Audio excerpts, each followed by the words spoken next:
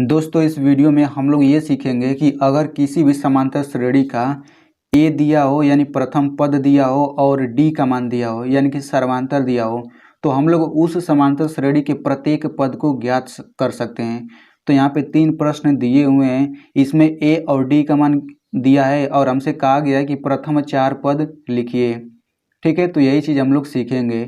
तो सबसे पहले हम ये समझ लेते हैं कि ये प्रथम पद क्या होता है और ये सर्वांतर डी क्या होता है। ठीक है, क्योंकि इसको समझे बिना आप इसको नहीं हल कर सकते हैं। तो चलिए हम समझ लेते हैं। तो हमने पिछली वीडियो में क्या सीखा था? हमने पिछली वीडियो में ये सीखा था कि अगर संख्याएं दी गई हैं तो हम कैसे पता करेंगे कि ये समांतर श्रेणी है या फिर नहीं है।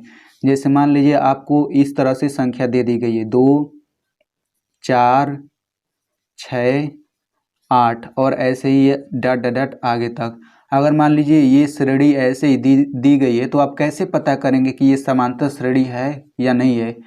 क्योंकि ए और डी का मान उसी में होता है जो समांतर श्रेणी होता है। एक बार फिर से बोल दे रहा हूँ कि ए और डी का मान उसी श्रेणी में होता है जो समांतर श्रेणी होता है। जैसे मान लीजिए अगर ये समांतर श्रेणी है तो इसी में ए और डी का मान भी होगा। अगर ये समांतर श्रेणी नहीं होगा तो इसमें ए और डी का मान नहीं निकाल सकते हैं। ठीक है, तो सबसे पहले हम जान लेते हैं समांतर श्रेणी कैसे पहचाना जाता है। तो समांतर श्रेणी पहचानने के लिए सबसे पहले पहले वाले 2 पदों को लेते हैं, फिर इसमें अगले पद में से पिछले पद को घटा लेते हैं, यानी कि 4 में से 2 घटा 2 आ जाएगा। वैसे ही अब हम इन दोनों पदों को लेते हैं तो 6 में से 4 घटा कितना आएगा? 2 आ जाएगा। अब वैसे ही इन दोनों पदों को लेते हैं तो 8 में से 6 घटा 2 आ जाएगा। ठीक है, तो जब ये जो तीनों संख्याएं आ रही हैं घटाने के बाद अगर ये तीनों संख्याएं बराबर हैं तब ये समांतर श्रेणी हो जाएगा। ठीक है, तो आप देख सकते हैं 2 2 2 आ रहा है कि नहीं, तो ये तीनों बराबर हैं तो ये क्या हो जाएगा? ये समांतर श्रेणी हो जाएगा।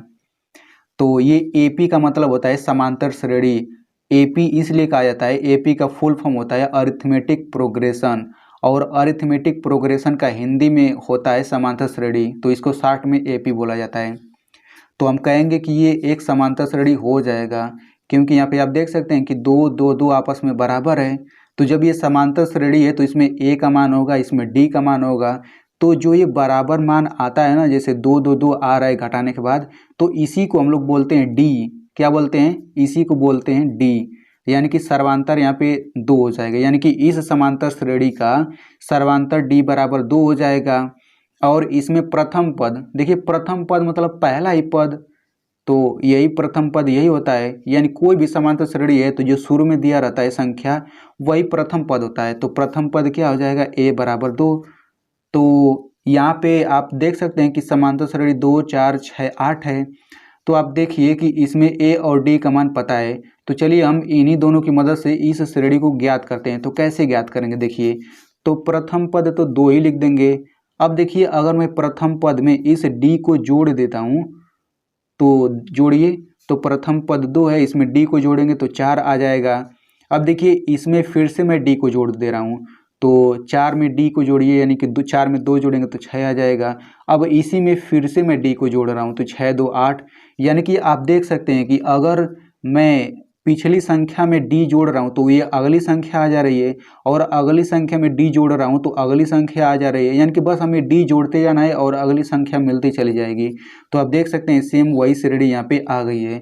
तो बिल्कुल ऐसे ही हमें इन सबको हल करना है। ठीक है, तो पहला प्रश्न क्या दिया गया है? ए बराबर 10 दिया गया है और डी बराबर 10 दिया गया है। तो ये समांतर श्रेणी क्या हो जाएगी?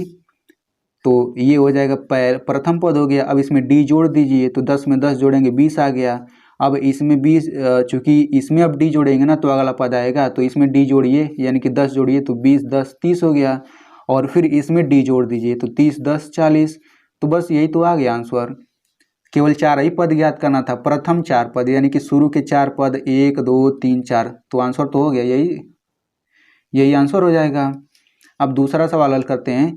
तो दूसरा सवाल में ए बराबर 4 दिया गया है और डी बराबर -3 दिया गया है। ठीक है, तो इसमें प्रथम पद ये 4 हो जाएगा।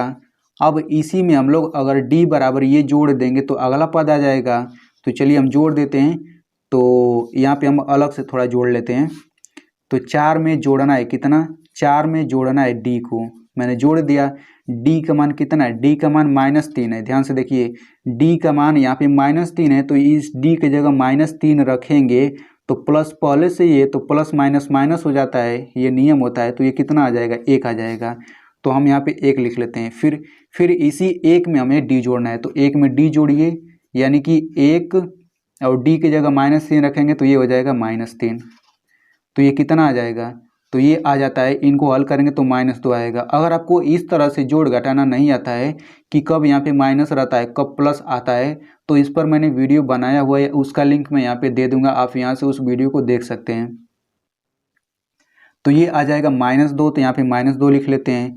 फिर इसमें आप डी जोड़ दीजिए, तो -2 में मैंने डी जोड़ा तो कितना आ जाएगा, -2, और चूंकि डी का मान -3 है तो ये हो जाएगा -3, तो ये आ जाता है -5। मैंने इस तरह का भी सवाल उस वीडियो में बताया हुआ है, तो उस वीडियो को देख लीजिएगा।